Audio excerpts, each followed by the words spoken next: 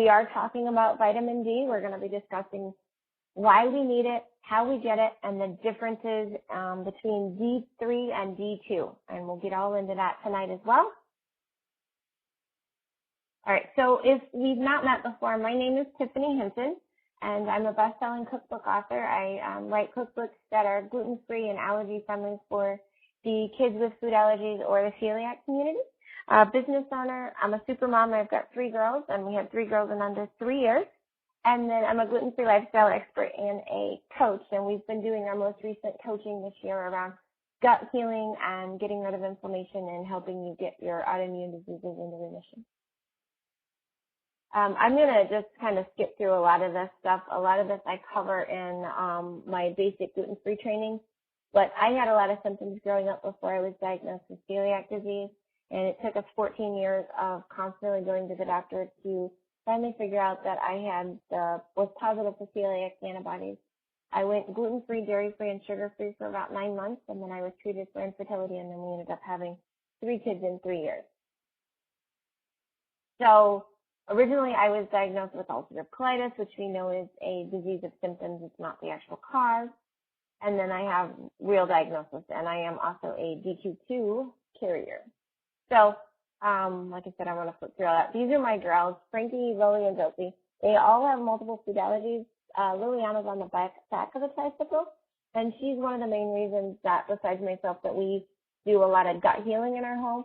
She's diagnosed with non-celiac gluten sensitivity. In reality, she has all of the gastrointestinal stuff for celiac disease. She did not test positive for a DQ2 or DQ8, so she does not carry a celiac diagnosis yet. But the non-celiac gluten sensitivity is now recognized as an autoimmune disease. It just means that the gluten kind of affects everywhere else in your body. She's also diagnosed with Crohn's disease and has a lot of other gastro issues. All right, so let's get right into the details because I have a lot to cover tonight, and I want to be able to make sure we get through all the information. So why vitamin D, right? And what happens if your vitamin D is not where it should be, right? What happens if you're low in vitamin D? So you have sleep issues, you've got headaches, you've got chronic pain, you can have tremors, balance difficulties, dizziness, depression, memory loss, and stroke, which I know stroke is like major end. But there's a lot that can happen when you're deficient on vitamin D. A lot of times we think depression, we think, mood swings, or we think if you're low on vitamin D, maybe it affects your memory, right? But we don't always think about all the other things that can happen when your body is deficient in vitamin D. Vitamin D is actually not a vitamin, which is kind of interesting, right? We've been taught to say vitamin D. We've been taught that vitamin D is that bone vitamin, right? It goes along with calcium and it helps us. But in reality, it's more of a sun hormone. The word vitamin D, or the word vitamin, means something the body needs that it can't make. Although we make the D hormone. We don't get it from food. Our body is actually engineered that it makes this chemical so that we need, and we actually make it from sun exposure. It's like any other hormone that your thyroid needs or your estrogen levels or your testosterone, right? You still need this D hormone. It's just that it's been labeled vitamin D because you can get it from a supplement. But in reality, the best way to get it is from sun exposure. Is it essential? It is essential to every cell in our body, and it's not in food, like I just mentioned. It is supplemented in milk in America, but you would actually need a cup of milk only has 100 units of vitamin D. You would need to be drinking 100 cups of milk a day to get enough vitamin D to keep you from being deficient. So there's a much easier way to do it than to drink whole milk that's been, infused with vitamin D, because there's no way you're drinking 100 cups of milk a day. And if you are, you're running to the bathroom, I'm sure, many times. So why we make our hormones from sun exposure, right? So let's talk a little bit about the science behind how it works. The D hormone is unique among our hormones because we make it from our skin from a specific wavelength of light, and it's the UVB that you get from sun. When you put on sunblock or you put on sunscreen, you're not getting the UVB. And so you're going to be deficient. So I'm one of those parents that send my kids out in the summer without sunscreen. And then once they start to get a little bit of pink, then I put the sunscreen on because I know that at that point, their body has started to make the vitamin D that they need. And we would do this all the time. I do it for myself as well. I don't apply sunscreen before going outside. I wait until I'm outside 20 to 30 minutes if I'm going to be out for a while. Then I apply the sunscreen. It's so important that you make the vitamin D the correct way in order for your body to get it and to be able to store it. The D hormone affects our weight and our appetite. In the winter, there's no UVB light, so we use the vitamin D that we made and we stored throughout the summer. And as it gets used up, the blood level starts to fall. And that's where you become deficient. And the other way you're deficient is you put the sunblock on or the sunscreen on ahead of time, and you don't allow it to actually be made. The low D message is, right? So what does your body do when it's starting to be low on vitamin D? Your body will sleep longer. Your body's going to start storing fat for spring, right? We go into hibernation just like a bear. It is what it is. And so during the winter months, when your vitamin D starts to become lower, you may start to see that you're starting to retain a little bit of weight, or that you aren't wanting to wake up when your alarm goes off, or you're needing to go to bed earlier, or you need a nap. As the D levels fall, the thyroid hormone also goes down. We survive the winter by sleeping more hours and using less energy, and then the thyroid hormone compensates until we can get back out in the sun. So it is important, if it's a sunny day in the winter, to get outside as well. Low D goofed up our sleep, and that is so true. Most of your neurological problems, and it says my patients, this is talking about Dr. Mark Hyman, have not directly, right? Your neurological problems are not directly related to the D hormone. They are, in fact, the D hormone deficiency that's causing the sleep disorders. And they're not neurological disorders. So your insomnia, your sleep apnea, your REM-related apnea, or unexplained wakings when you have light sleep, or inappropriate body movements during sleep. A lot of that has nothing to do with your neurological system. It's not because you're restless leg syndrome or anything like that. It has to do with you being deficient in vitamin D. And all of these disorders help keep us from healing ourselves as well, because you need good sleep to heal your body. Your body needs, a good 6 to 8 hour stretch in order for the healing process and the cells to start to regenerate correctly. What does D hormone deficiency look like? Now we're going to get into some of what does the deficiency look like and what does it cause? The D hormone affects the entire GI tract. There are D receptors in our saliva glands, our teeth, our esophagus, sphincters, and our stomach cells that make acid. When the stomach sphincters are weak, the acid moves up into the esophagus and we get acid reflux. So again, I hear a lot of people that I work with say, oh, I have acid reflux, I can't eat spicy food. Well, in reality, we should be checking their vitamin D levels and seeing if they're high or if they're low or if they're even maintaining where they should be maintaining, because acid reflux is a sign of vitamin D deficiency. Low D hormone causes diabetes. This is, again, scientifically proven. There's several medical case studies here. We're not making this stuff up. The D we make in our skin goes to the liver, then into the bile that keeps the bile acid dissolved, preventing the gallstones from forming. So a lot of people end up with gallbladder stones, or they end up with poop that's not the right color because your bile is the thing that makes your poop brown. Because there are D receptors in their cells of the pancreas that make the insulin, this is why it gets to be diabetes, right? The cells of the pancreas that make the insulin are not getting enough D to contribute to this, and then it contributes into diabetes. So it's like this whole circle. You're low in vitamin D, your liver doesn't get what it needs, so then the bile doesn't work the way the bile's supposed to. And when your bile's not working, then your pancreas is off as well, because all three of those organs need to work together and they need to function correctly. That's like the same thing when your liver gets toxic. A lot of times your bile is not being produced correctly because your liver enzymes are off, and then you will also end up with pancreatic issues. So you can, on the far end of the spectrum, develop diabetes just from being vitamin D deficient because your other organs aren't working correctly and there's no way for you to produce the insulin you need. And so you're either overproducing or you're insulin deficient.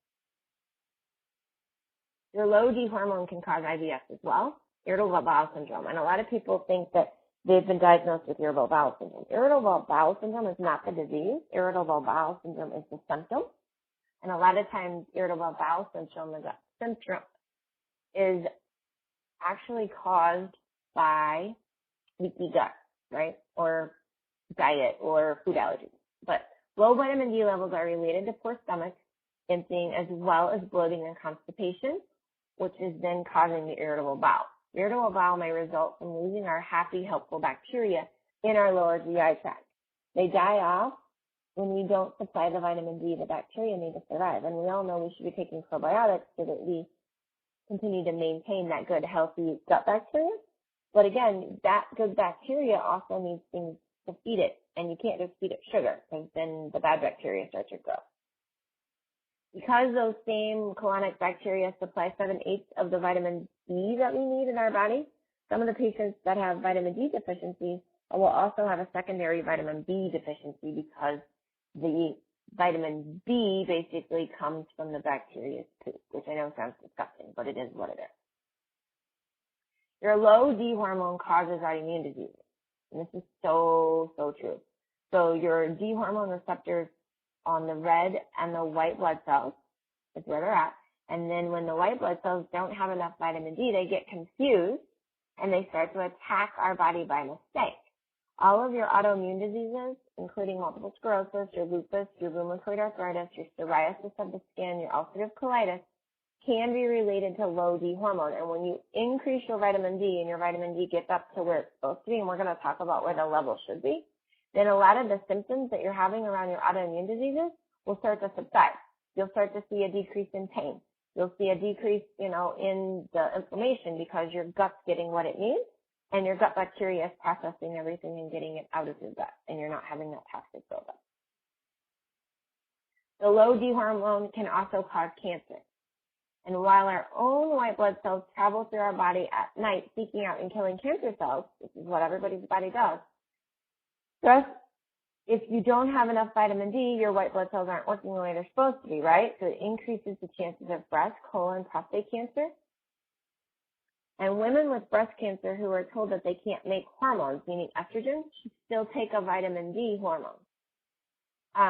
If you're told you can't take hormones because it will increase your chance of breast cancer, or you're a breast cancer survivor and your cancer was estrogen feeding, you still have to take a vitamin D hormone pill because without the D, your body can't fight any cancer that could come back. The right D level, in addition to normal sleeping, helps your own immune system fight your cancer as well. It'll keep it away, it'll keep it in remission, or if you're actively going through cancer treatment, it will help there as well. So you do need to be taking vitamin D, and you need to be taking a high enough dosage so that your body starts to restore what it's missing. And if you work with me at all, you know that we have a vitamin D protocol that's been given to us by integrated functional medicine doctor. But basically the protocol says that you need to be taking 25,000 units for 1 week, and then the secondary week you take 15,000 units, and for week 3 and week 4 you take 10,000 units. This is to build up your store of vitamin D. And then after that, you would need to maintain 5,000 units of vitamin D a day until your vitamin D is back at its regular level. And regular means 75 is your goal, which we'll talk about this. I'm trying to jump in ahead. But if your vitamin D is not at a 75, then you need to be taking additional supplements to get it back up. The interesting thing about this same doctor that gave me this protocol to be using, the integrated functional medicine doctor, she told me that she's never seen a patient with a vitamin D level of 75 or higher ever be diagnosed with cancer, which I thought was kind of cool. It's kind of like a target for people that never want to have cancer. Like, well, I'll never get it because my vitamin D will always be this high, right? And you have like this target that you need to maintain. So, kind of like I said, I jumped ahead, but I knew this was coming. So what should your vitamin D level be? How much would your body make normally in the sun? When we sit in the sun at noon with our chest and our face and our arms exposed, you make around 10,000 units of vitamin D. And that takes about, if it's high noon and you sit there for 20 to 30 minutes, you're going to get your 10,000 units, right? If you sit there with your whole body exposed, so you're sitting out in your swimsuit or your swim trunks, and you sit for 2 to 4 hours and you're sunbathing, which we used to all do this, right? And then people got scared and they thought they were going to get skin cancer. Well, in reality, if your vitamin D is high enough, you can't get skin cancer. And then your body would be producing 20,000 units a day. And that's even better when you're trying to rebuild your vitamin D. You could take a vitamin D supplement and you can get out there and get the sun exposure so that you're starting to recoup and store up what you need to get you through the winter. What about your skin color? I hear this a lot from my husband, and a lot of you know my husband is African American. The rate of production of vitamin D is dependent on your skin. It is true. The darker skinned people make vitamin D slower for equal time spent in the sun. So if you are Caucasian, the rule of thumb is as soon as your skin starts to look pink, not burnt, but pink, then you know you've made enough vitamin D for the day. But when you have darker skin, you can't necessarily tell that your skin is turning pink, right? You can't necessarily tell that you've made enough. So my rule of thumb that I always tell my sister-in-law and my husband is, well, when you start to feel warm and your body actually feels warm inside, not just to the touch, then your body is starting to make your vitamin D. Because we don't have fur or feathers covering our skin, our melanin coloration in our skin keeps us from making too much vitamin D. So you'll never get way too much in your system if you're making your vitamin D naturally. You can get too much if you're taking a supplement, and that's why you never want to take, 50,000 units in a day. Your body can't do anything with that. That's way too much for it to even process. It's going to either try to store it somewhere and try to figure out what to do with it later, or it's just going to flush it straight out and you're going to end up secreting it, right? So you have to do it over time because your body has to process it and it has to be able to store it in the cells. Proper levels. As most of us don't receive Sun D every day, our supplementary vitamin D requirements are much higher than FDA recommends. The FDA says you need 800 units of D a day, but in reality, we know we need 10,000 units a day to get us through a year.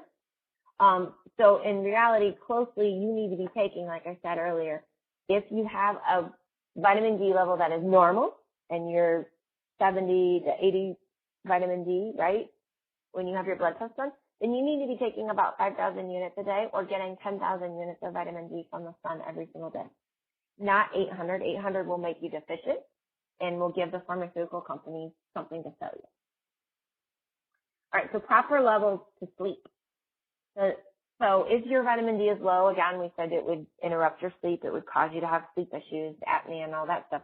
To sleep normally, your vitamin D must be between a 60 and an 80.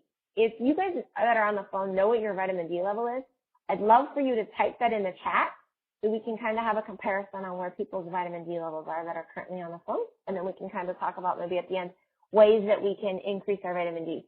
If you're one of my current coaching clients, you know I encourage you to get outside every day for 20 minutes. And this is one of the reasons. I know that we need our vitamin D. And if you get out and you walk your dog or you go out and you read your book or you do your devotions while you're out on your balcony, you're going to get your vitamin D that you need. Or you're out gardening or whatever it is, do your yoga outside during the summer, things like that, so you get your vitamin D. I like to go outside and journal, or I like to go outside and sit in a tank top and read, right, over my lunch hour or eat lunch outside because then I know I'm getting at least 20 minutes. I'm having mindful eating because I'm eating outdoors with nature without interruption or disruption. And I'm also getting my vitamin D. So it's like multitasking for the body.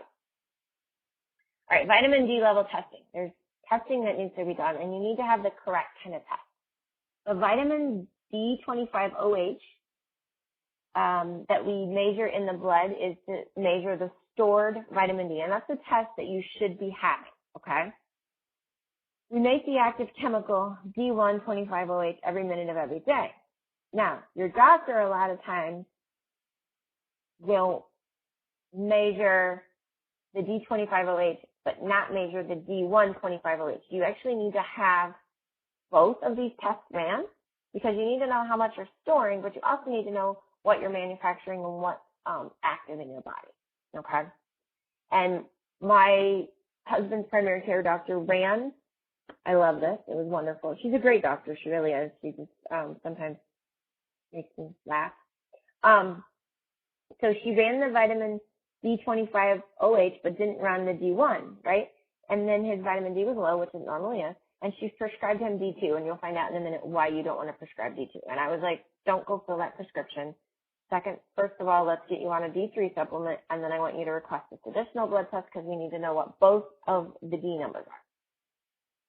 You want to ask your doctor to measure your vitamin D25OH level, not just your 1 level, right? And most doctors don't know what the normal D level should be. So then you want to ask for your numbers, and you want to be looking for a number between 60 and 80. And I told you our target is 75. You want to try to get your vitamin D level up to a 75. My vitamin D tends to stay in the 70s. I try to get my vitamin D levels checked every 3 months because I know that I run deficient in vitamins based on my autoimmune diseases and based on my gut not always absorbing stuff. But I have seen my D levels come back in the high 80s during the summer months, which is cool because I do try to get outside at least 6 days a week.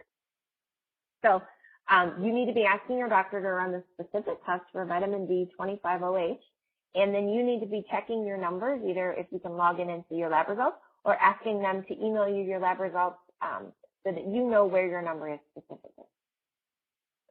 Most people take a daily supplement of D dosage, like I said before, and they take 1 5,000 unit per day in the summer, and then this is kind of what you can do, right, to get your D levels up. If your D comes back and your vitamin D is like 9, and this happened to somebody recently I was talking to, then you need to be doing the 25,000 units a day, and then the 15,000 units. This is for a week, and then do the 10,000 units for the next 2 weeks, and then go to 5,000 units.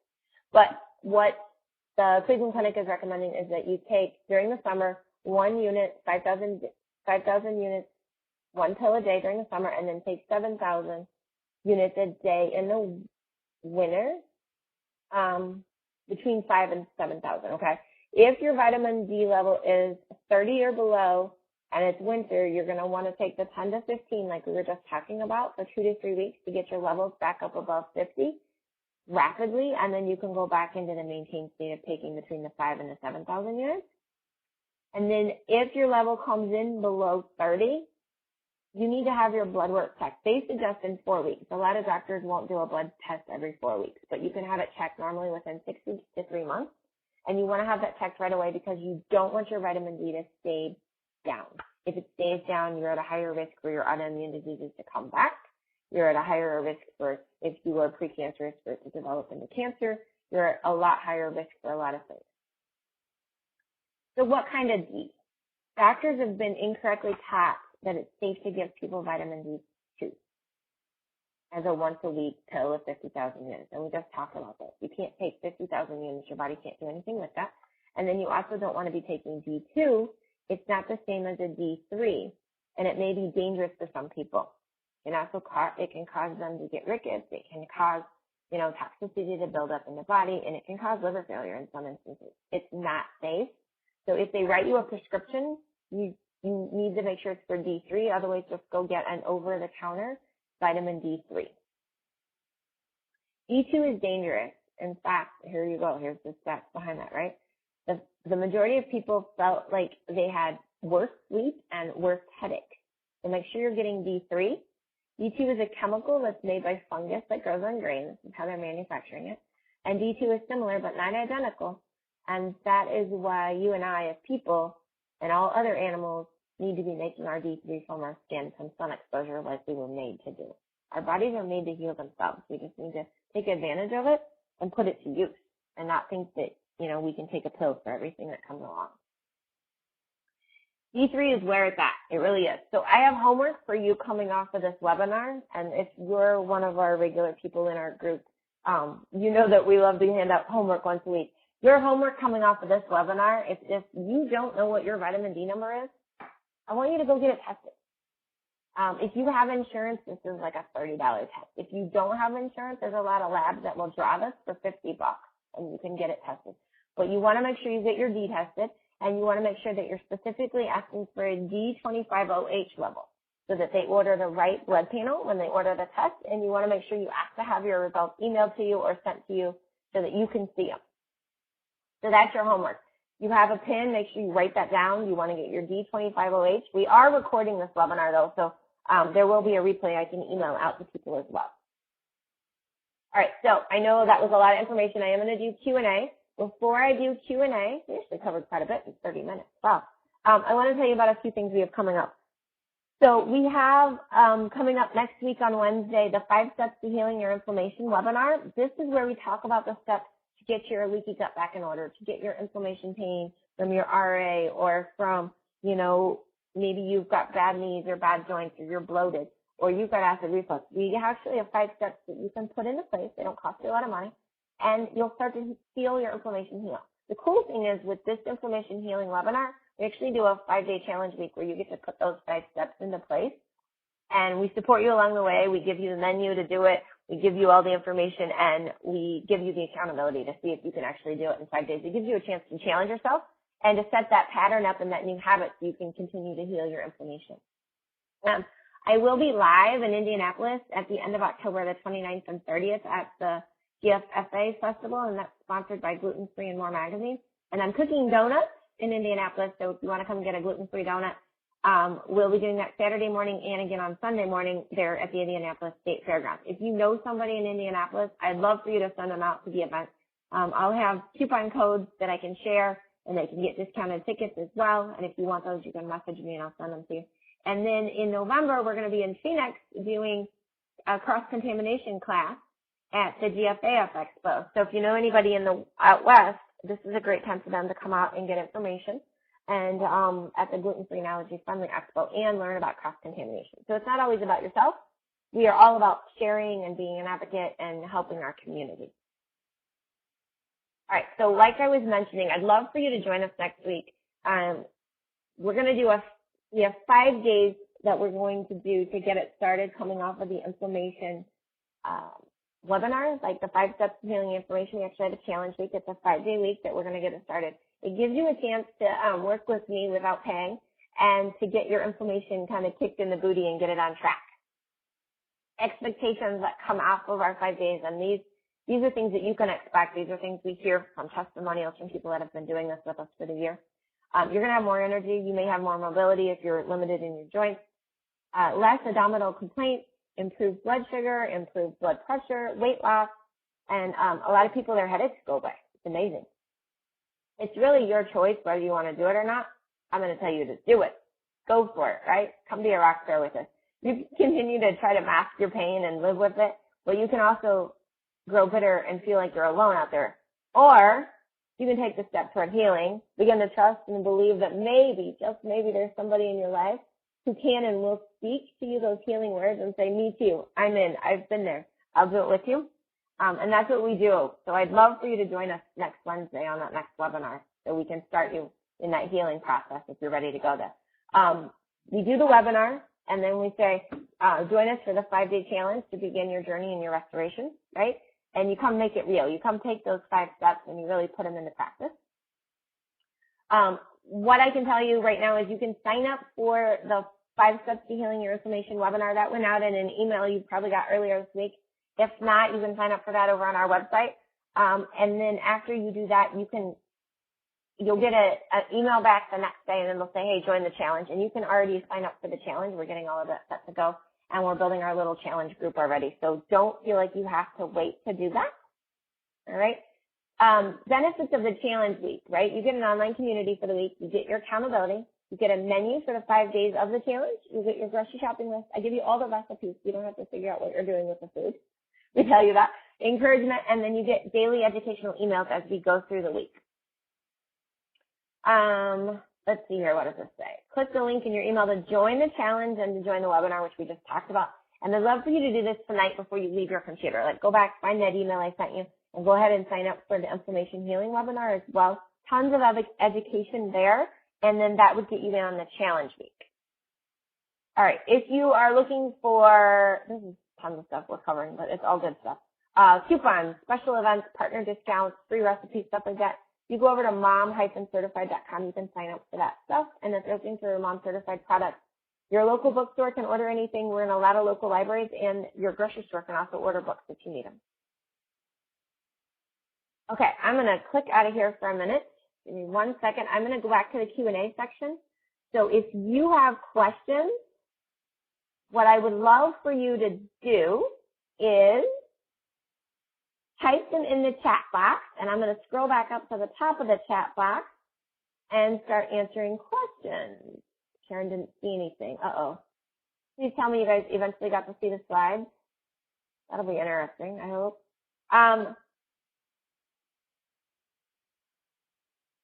24 vitamin D level. Okay, the test is a D25OH is what you're looking for.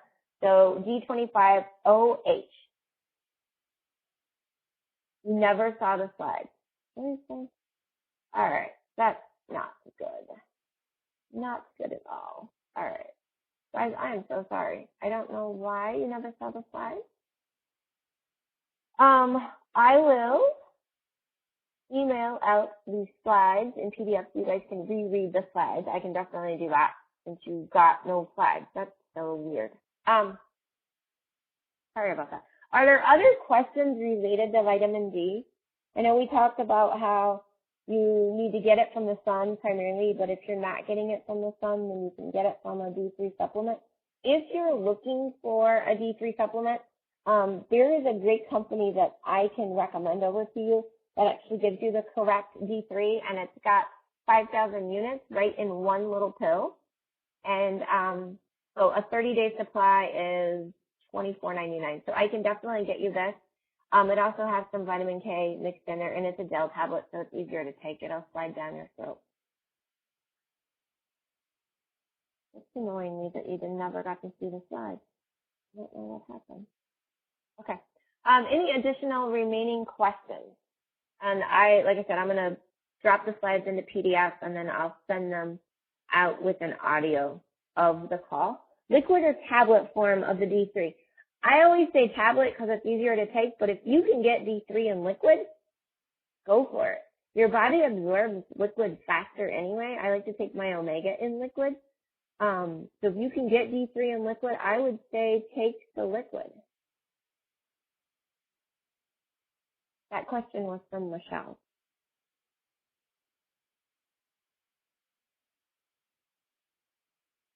The other thing I'll tell you is if you have a Costco membership, currently, if you go over to the Physician's Desk Reference, Costco's vitamin D3 is ranked in the top 5. It won't always be there, but it is this year. So if you want to get, a large quantity for a lower price, you can always go to Costco and get I think it's Maker's Mark brand, because it is ranked up there. I've also used USANA's, and then I'm liking the K2D3, which is the 5,000 units in one single pill.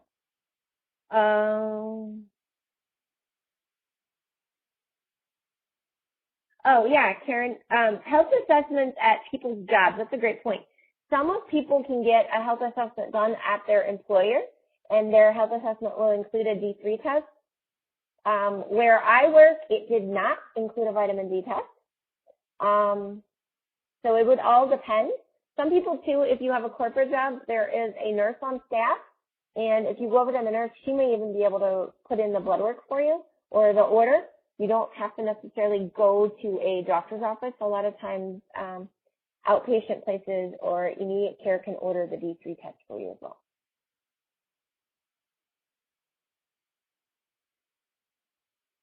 I want to make sure we get all the questions answered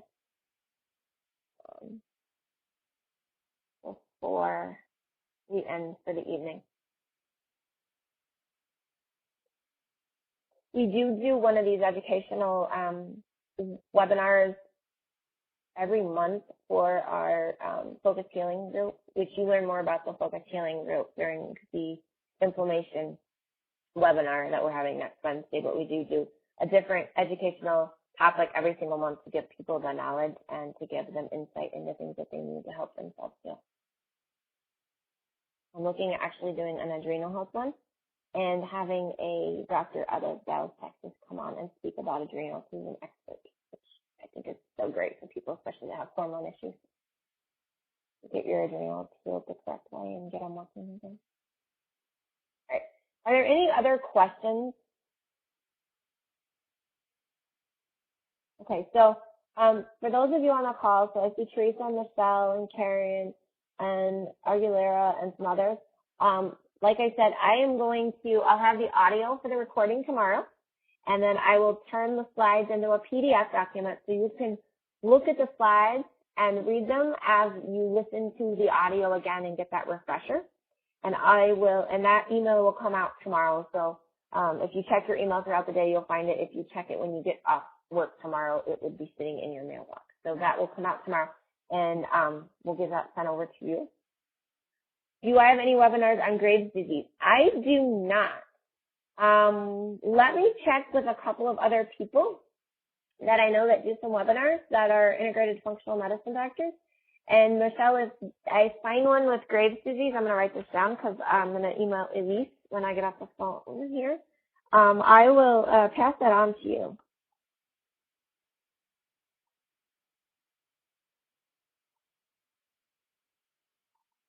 And if that's something that you're looking for too, that's something I can always, if Dr. Wagner does it, or if Dr. Greg out of Dallas, who does the adrenal inflammation, if he touches on Graves' disease, either one of those, then I can even invite them on to come and do a webinar on Graves' disease, because personally, I'm not very familiar with it. Confirm the name of the test. Okay. It is D25OH. So O as in octopus, H as in Henry. You're welcome, Michelle. I'll put that in the email too, Michelle, or Karen, tomorrow. I'll put the name of the actual test you want to have, and it's on the slides. So when you get the slides tomorrow, since the slides didn't want to work tonight, you'll get that as well. All right. Great questions tonight. Thank you so much for joining us. I don't want to keep people. I know it's getting late, especially on the East Coast. And if you've got follow-up questions, email me, message me on Facebook. I'll get you answers or get you the resources to get you the answers. And I will follow up on the Graves' disease, and I will, like I said, I'll send you an email tomorrow with the audio and the slides. And then if you'd like to join us next Wednesday night, we're going to talk about 5 steps to heal your inflammation and get you guys started on the healthy habits. And I'll get you that email, Teresa. Thank you, guys. Have a great evening.